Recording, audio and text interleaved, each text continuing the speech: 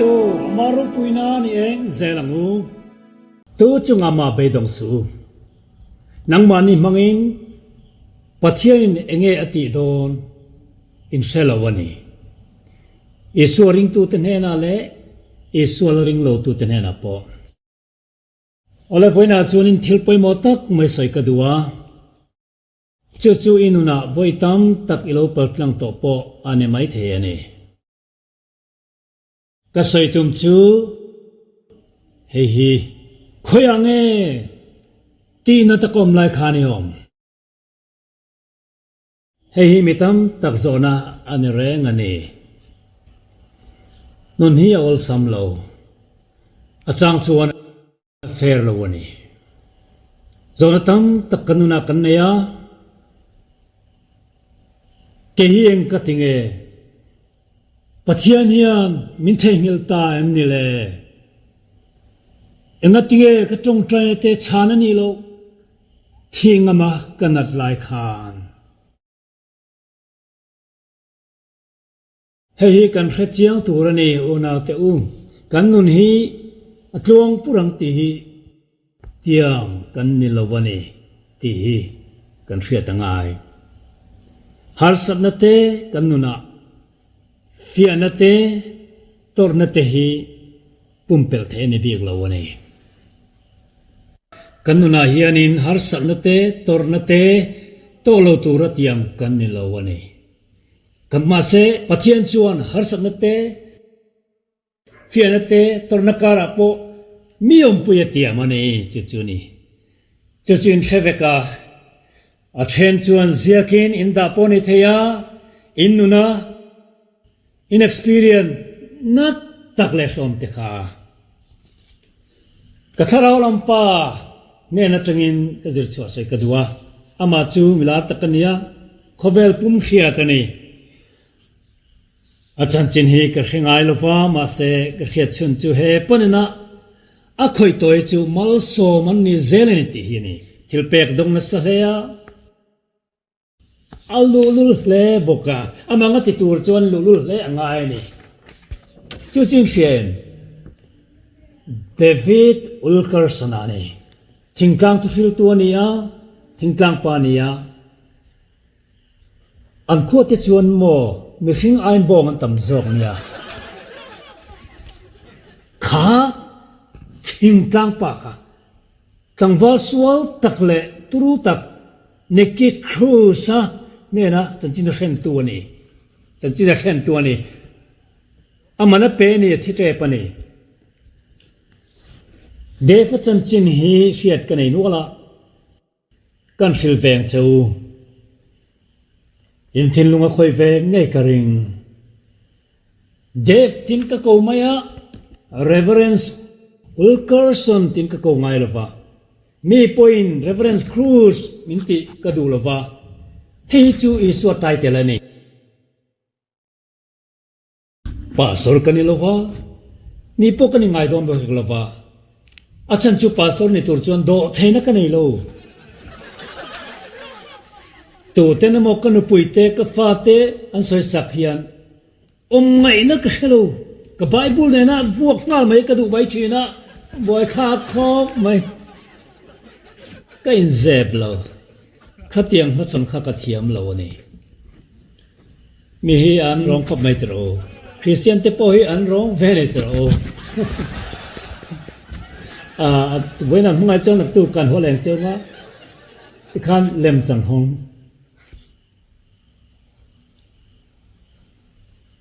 nun pani nei hi kan tam khop mai David Wilkerson har sana sang tok na se em maya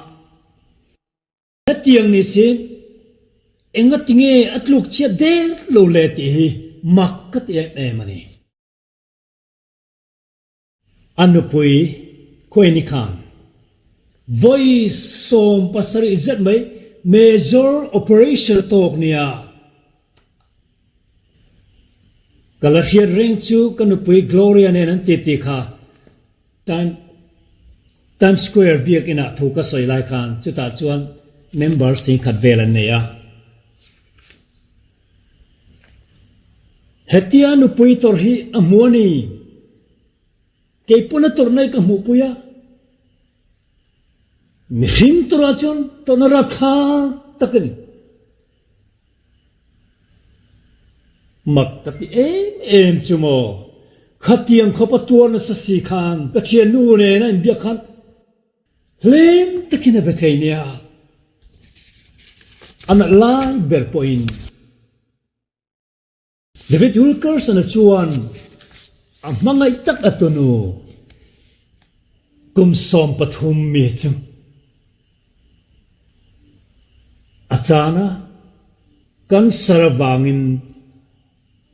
adom lumani unaw te uchita tanga reivak lawa chuan atu padang intem burachu athia achan bokani ulkal sanachu khatiang khan khiom tam tak tuarin sang nile somphat kum khanin car accident wangna thiani anun chung khan mo vuina renga nelo ro poilu tuk kauna pa franga chanchin kan hilok kang cheu isorun pama ko khera rong ka bol lain ka bible school bible college ka kalkum khatnania New York ka David Hulkers na rombona puitra kom lai khani chung lai chu mo khot khera rombona kania miza ni somnga borvel an lo kala rombona chuan mai omlowa longin ka soya ka ava ka testimony ka petrana chuan ka mel mate ram chunga mi tha chake em mai achan chumo ka piang thar to tian ria min hlau to lo ni kha ni khata kana ni mal somro puita kadona ven him na kadonni thil ka tiswal palamo lo tung tai khang ka mi ching pala New York ka ti tur ni lo kha ka an ti ngai lo kha ka mi dan ching ngai la chan chu engti ka nge silai mo rong kal do na tungeron be chu don che khelawani kha kalo ti palani Pathian min venga voini thing kadam te ro puilu tukani kia kachin lai chuanin kauna pa franga chuan miron pom thut maya kathia kamit kan meng chu kauna pa franga chu Isu Krista ni rin lan kaloni franga ni kha ram huain nuan nei lo ti le khabu ka sia ka hele khabu sia ka tum ngai reng lova Mahse tuna chan pai anita chuta chuanin franga chanchin ka sia ka ni franga ka unau pa chu pastorani a kumsomli pangalai ronga bola medical doctor ni ya Mahse nun chu drug addict zinga rong bola khang zoka misual tenan kidnapa Zandar somvela chuan anthat zuya zankwa in chu kholai chunan nuka ansoi sa rong takin anthatani ona teu kha ka pian thar nuwa ka mihring na alo chuale masak bernania achan chumo ka thin rema karil runani ka background khebeka doi thiam nu thapa kania anchadong fa kania tidu da kania nol kania Mahse tuna chuan Pathian in kan nat dang lam to ka chute ka nu le pa te thing ka u le nau te zawng nen tu na Pathian mi poi soi lo kidnap ania tha ani nga la chan chin bo te chuan ka chan chin chu lo langa TV at interview na ate ko ta te ka unaw patan ka din sa kangai siya khamizan khanu na te ka pian thar nuwa ka hlaw em na lo khen ta a chan chu mo khamizan khan ka mu thei lova ka tu pa po mu thei bok lova anu pui po mu thei bok lova a chan chu mo ka thinari ma tha ka duani kha pa ka Pubalak ka duani ka hlaw lo reng ka thadua ka kawanga pistol kalanga ka kai chokanga meilil ka thon maya aharlo rin ang khatil ti ka Mahse unaw te u katupa me na tangin zirlai ka zirni kay ma ngay na isuan na ka choy katupa ngay chuan min zir tirin ay nak chenga katupa chu kathero company lian tak pakhat Puerto Rico ate New York ate Santa Lumoga ate Florida ate karong bola tunga piang tharania kharugvel chaw ane piang tharna kha na thoktorania business lian tak mai ngai to zui turni jing tin nu poina en chuanin ka jing chaw min pian sak thin ani min siam tak ai ta kalo chuka chuan ka mulo ani po mu bok lova chuan kalo chuk chuan ka to pa chu chuata chuan engamo apha enga tingi tia heta hian engi na tok tun don lo mi ani chuan ka theilo abula pathua khong khamin pete khang min khamin pete katia yan man rata tak takan nia mi riat zung na te police how I pon an than thiam zawk chuan ngata nge te tu ti chu uncle ti na nia ka pate ti na ni ngata nge min tia ke che min pe mai phone number ka min pete katia pel lo wang ingai tu ka ria chuan ka dil luya ka vena ka auvaa ai no ka pedon lo che ti tlat maya he ti thei lo wang isu Christai tin na don lutu kana ko kan itina nga chanchin thai tin na nang mai tin ai nga go khan chung koi tin na don ni a thei lo ka khilang chuna tu khati lai khane karil ruwa chuanin Hetianga hianin nangma duwa ti puitin tursu tharau thiang huimin control ti ro ti khalo langa in nei ti ro in tulu ro ti khalo langa chu min chantani chu min chantani unaw te u khamizan khanin kanuna hianin thil pani hlau kanai thina mitam takin lau kan nei te ro khoharna mal ngoi na kanuna min tina ber tu chumo no ni na hiani du lo ni lo hiani inoi na du lo che khan mi te la ka in thiar film ve khan I pasalina du lo che khan inu poina du lo che khan I fa te po an buai veka Khawiahnge kanu hi khoe ka pa hi engatinge hetan lo nu barin pa ber ai o veka en kim maya kuta khan ithin lunga heng zawhna te chintron nu panuna hian katlin lo male du ang hi iti thin kha engati ka chungri lama hian ka buai zo ta thok poklak thelo le iti thin kamal mai thi mai ka duani ti changom thin tero achan chu thi na hi mo nai lu tu kho harna tang hian kho harna hian mi that thei ni a chan chu mo dictionary chan thian lo sa ya kho harna kan ti hi thian nei lawa ma nia mal taka om na le chiat vek chevek ni in riat na hian ni ti hei feeling ani Bible hian kal san ye in riam mangang au thom rap thak berin riam nge ni ti chon mo cross Isu Christa au khani Mihring ani vena ati chiang khop maya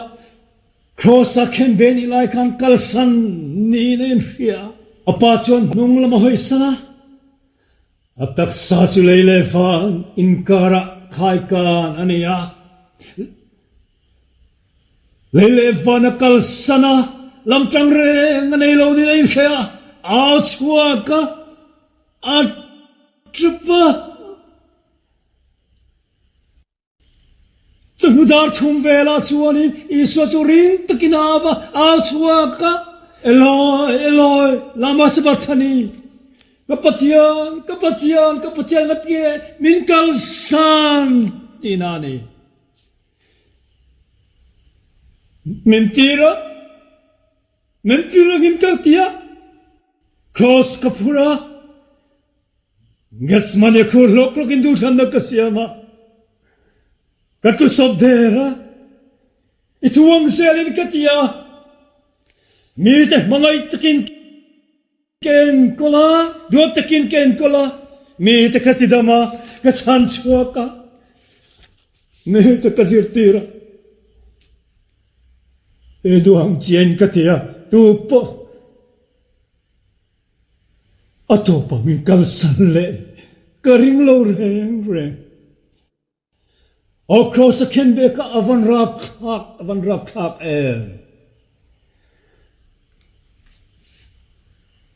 Vana he onau tu Pathian hian kantor ni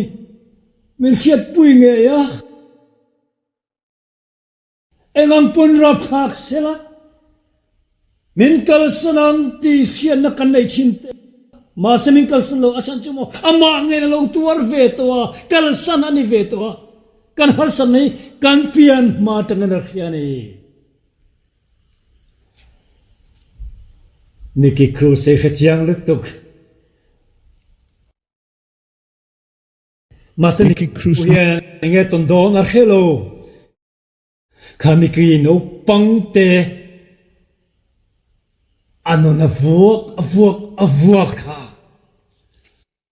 O zinga kan thawa kamit alo phui vekthina min vuak na satawangin ka narte tliaka ka muite ti thlera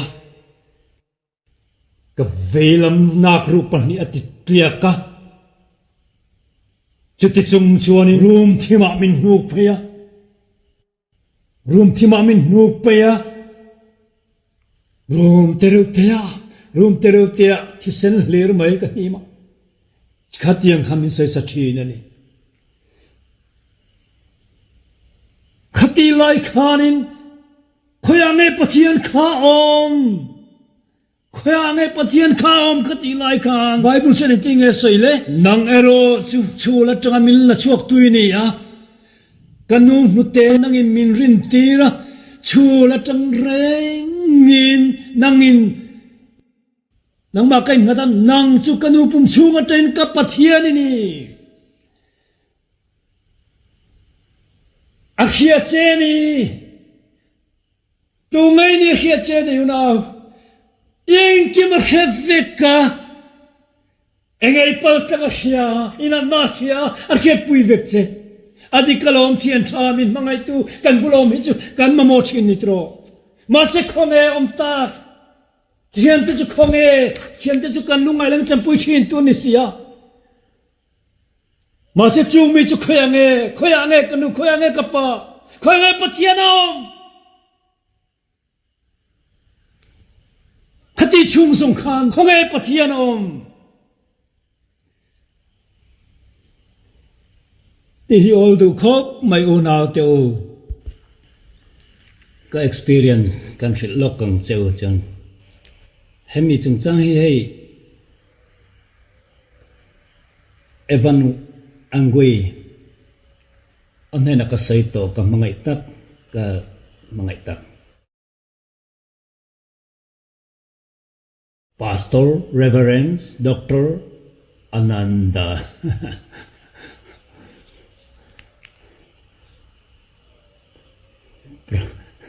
Pastor Pro kan lam thiam lo chule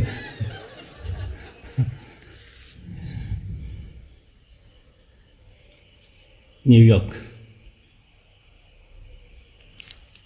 for green muna kala shareng room terotea kom china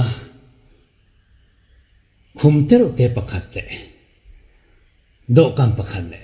thutleng pakhat imbual du chuanin pona kala imbual angaya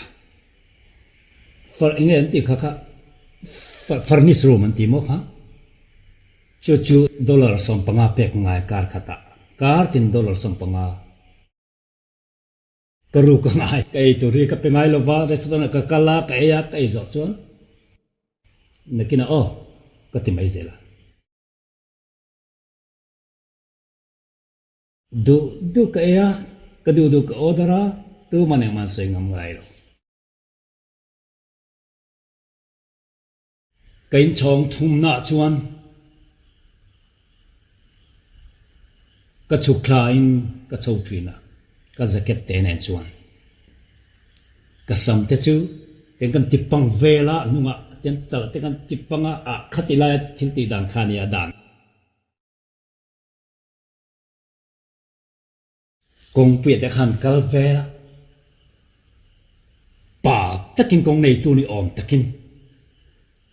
pasi kan han la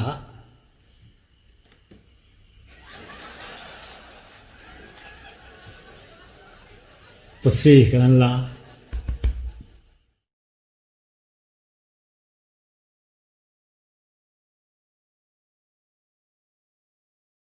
khalaya neighborhood zawng te khan mi za em ani ka fel wang ani lo min hlau wang ani engmah hlau kan ei lo nu na hian electric chair soi sak pok hlau lo a chan chimo ka thi to no pan lai khan kum kwa kan lai khan thi to kain ruwa ta kanuin kanuna tangin chuak bo ro min ti tang khanin chuwangin New York kholaya thi reng ka lao lo kalu ka thinga setana hian du tuin mi controla duin min controla kanu mel kha kamitha lo lang thrina karil ruwa ka ava an chia khaloa ka ava engkim hian hovet mai ni ka ava ka huwa che kata khang ka buai vek to ke maiin engmah ka thei lo suala phuar be kania genga ka ma geng hian min mangai ne te khati lai ka ngai dan kha chuan mo geng che min mangai tu ni ka chung ko nia min veng do na dan kan ne ya engama dan kan ne ve ken kain phat san ngai tu ne lova min lo man ta sela thi nga min kan chhantu re ne ti kha kan thu ti amania kha kala re renga ne khang zawng kha khain chom thuma chuan Peter pakhat a ming Mary ti oma kele ama an kar chu bang pakhat chin mindang Mary chu kum somriat patni riat thum verania nikia chu kum som pariat Mary chu anak le a kapitar ka aril ronani nikia po room le lama alo na veni Engnge ka soi thiam lo midang ti nat ka tum tra hi mi ka tin a thian mo ka hlim tat ni chu mi ka tin a thian mo thil dak bang phe na tang khan lo kal thina ta khan Mary chu a chuakin a chuk thina a chang chana ma le main bia Zing takdar thum vela chuan Mary chuan thil te nei thina cha chenga ti chuan a ava a trapa a ruma a ava a ringlu to ka chuan ka bangaron thlenga ka huwa a ka ninglu to ka an chia ka lo beng chenglu to ka tir chuan ngoi no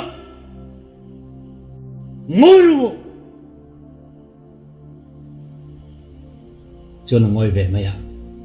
Mahse rom tile trina chuan ka chua ka kong kha chuan ka wakala kong kha chu ka chuma choro ka ti chuma le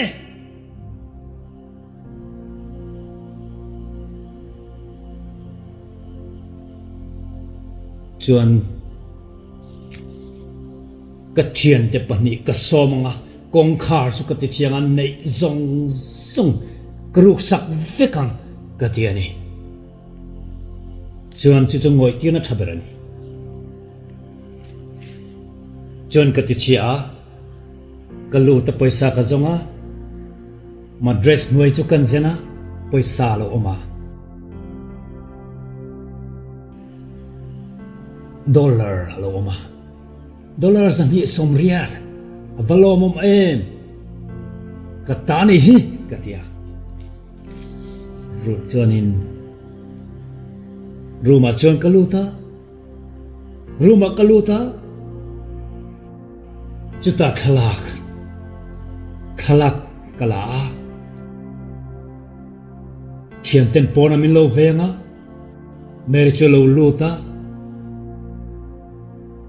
khalak chu kanen vanga pasang tak mai mel tha tak mai bula mai chemoi nal lutuk zawng tak mai pakhat an bula chuanin no pang pahni mi pano pang pahni kum som pahni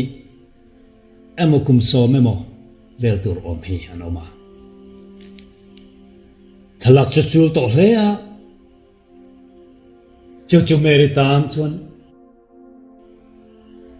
alule ni ka ringa chu wang chuanin kada le ta ni Engnge ka ti ka piang tharta lom le kan nun nai so na kalana mi sani male ka melma geng sompani ma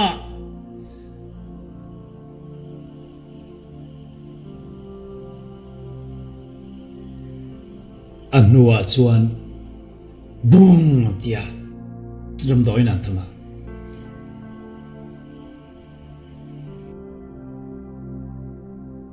ka geng ho tia ni ka tia ni lo ni engtien chenge anti ka helowa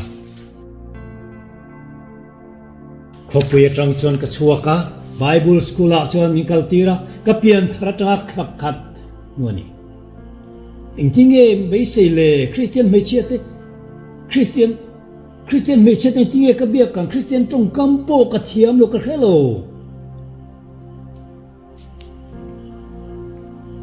ka thei ri lo ni kha ka a chan chu ka thuak an su ra khal re lo wa heta kha thum nuwa David Wilkers na chan puiturun kalau kala ka chan chin chu ram pum puya thang chuaka mi te chuan poisan ron thuna chu school tan mi tam tak restaurant ka ruaia poisa nen kan aya poisa chen khat chu kan ho tu pas superintendent nena ka peya chan New York ka katuma thot tike kala poisa ka pe a ti chuan ni yo ka kalo kala chuan engtinge imo kati masak ber chumo ka thei ngel me chu America ne America karil ruwa om renga karil ruwa om renga ka tan ka tong trai saka voi khata katinat kha karuk sakha chuan ti ta chuan kalo le ta ti masak ber chumo chong thuma kalon chowa kom na khan tu ngelo om khe to lo kong khar chu kan ki ka aming chu kan kawa Mary Mary kong hong te kong lo hong te dikia kania katia Mary o chu khia tamboro visual pa setan tamboro itinat kadu tolo Mary itaning mo kanenia han hong te telo mai Mary hong te kati sia em hong ro kan tia con hong te no em te I hon lo chuan kong khari ka ti chianga ka lo lut thong hong chui ro ka thim rim tana kha zia kha kala pai thei chia la wani kanun hlei ka chik tu ching tu ching 4 ching 5 chon ta bar oma ring hei hi New York ti dan ni chan chu la oma kong khar kha teng khan ti thin ni chuan Mary chu ka huwa amena chuan engmoi tan kalo kenga sin hei hi ta ne ipoi sor tu kani kha dollar zani somriat hei poisa ala du laro hei ta ni ai hei ta ni la ngei do ne ila don khop tu na hian kha tiang kha kala pai thei tak lo kha tiang kha mo kala pai thei lo ni poisa chu la ro ti pa chon akut chu kamana kapeluita ita kru ni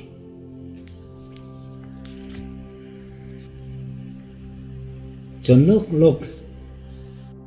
Mary ngatinge khati lai khanin in nunga kom lai kan police pani ka muwa engatinge police te kha man thu ro ke mar tu kan sia karuk lai min muwa I shareng sia ngatinge min man tir lo chuan Mary chuan serious takin ai kaman tir thei lo che achan chu tu te na mo min ti na thuna min chhantu turani ti ka ria iti dike katia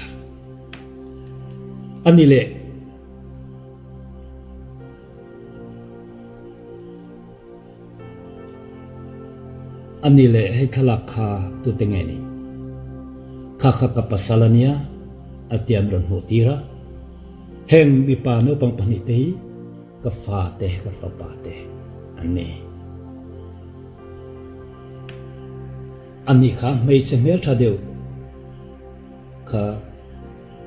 mit pole sambuang kha keima kani German hawi ka huani kan pale ka fapa an la an soi sa an thata an da concentration camp an thata van dei khak takin Russian ho an lo kala cham ka chuak lok mai Kaminia trang khan ni lo chuaki an chia kalo nitin katapa engkim mai hilungai na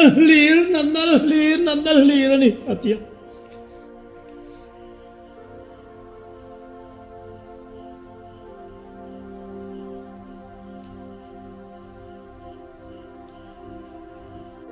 Mary kalau trong trai sắc thiêng cheng em cái testimony cái saya Christian cái nito à cái thiên long Yesu này là cái làm to cái tia anh ấy chú đam mi anh ấy ai tít lắc mày ôi tan cái trong trai đón khóc cái tia chuan mình trong trai chưa ta mặc lụt chân này là chuan in Pathian này là rèn đòn này itra na te khia ishe te kheveka nang mai I to ngai don lo to ngai don lo nang ma mal takin to don lo I so ni to na zong ala bo the sin ti a Mary nang mang pokin ti nat kan thin ti shelo ne voi thang tak chmo ruma ka omen ka lu zong ti senin na khat vik thina ka zakit te chu bol no bo ma ka pai top zela achan chu mi ka soi sa thi sen khatania voyang ma sa chu ka ku te thi sen khat vika ka mi soi sak thin te thi sen chu ken bua na lo luang kha thi sen le ti luang kha khang thi sen ke poi soi lo te thi sen ka tha ten ni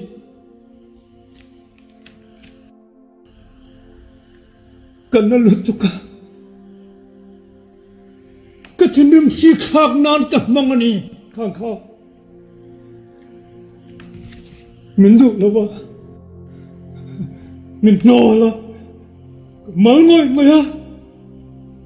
nang mang chia kan yasin hey katilam che Mary khovela yan hey ba ka limoma omlo mình mang em tu Isu Christa kan bula hi anh tik lai main akal san ngai don lo chesin imal don lo amangai cheni suan Christa chuan ton puizel don cheni har san na te kar khve kasi nang male nang main ti na dan te kar khachiang ema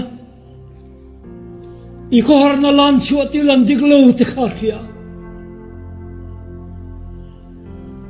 ti na te kom lai khan Khawiahnge om I suwa chu I tan englai punom brenga sin inat na lai tak fop turin om brenga sin do man an ti dam thei to lo po khamo en te kai po mo psychiatrist chen ti dam thei lo hi min ti dam sakasin di dam sak Yesu Christan ti dam tu chu ta hian omani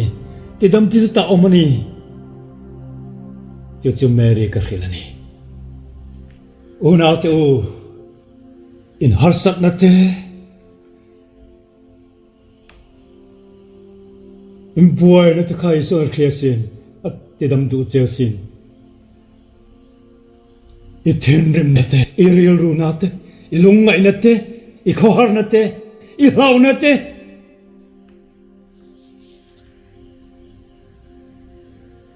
at tidam du choni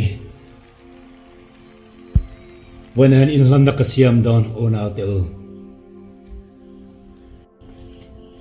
Pathian ni chana te kharhiani Pathian in tu ngai ni khalutuk cha yom na chen por kha chiang chia ilut I chuak a muvek chesin Mahse thil pakat Yesu na du lo chuwe chuan lam thang siama amai nol khani adu lo bani Yesu Niki Cruz asiam thar thei chuan nang po siam thei cheni unao eng harsat po nei la asiam thar thei cheni tuna hian eng harsat po nei la Isuan ron kalro tuma ensu inung ensu ima ensu kharau thiang limina ko che chuanin ron kalang che Isua men ron panang che tuna hian tunan isuan na local turin kat dil du chu ngen du chu ni local ro in ngai tlomula isuan ko chu ni I har sabna mu vek chu sen ita lai kharhia pastor ka local se trong trai turin lo somang pastor ka tuna hian utharau thelem na tho da ni mak tro Tilung ko berpo ati dang lam theya unaw tu Heng ki krusahi asiam thar thei chuan nang posiam thar thei cheni zamsu itong triangle mitching la in la nangu Hei kan soilok Isu Krista Isu Krista Bible Isu Krista kan ti thei chumo tuna hian inen hlan mai hiani kan harsan na zawng irhia kan umna kan buaina irheveka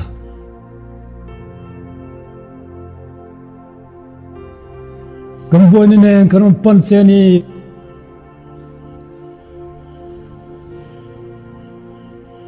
kan sulna ne kan panche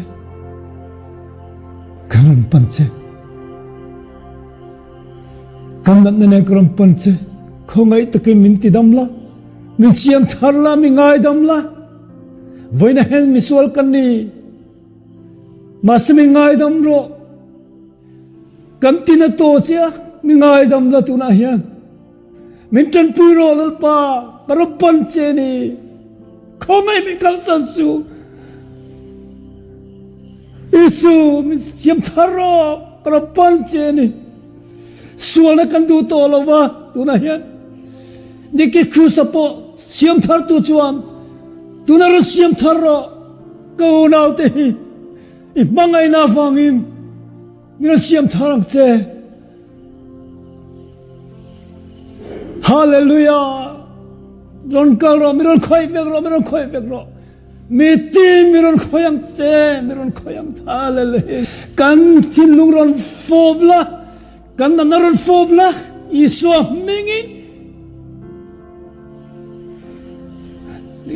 setan iso mingin tu kan peche ne toini tom toini iso Krista min tu kan peche kharau chiang lim kan ne na lo me kan lo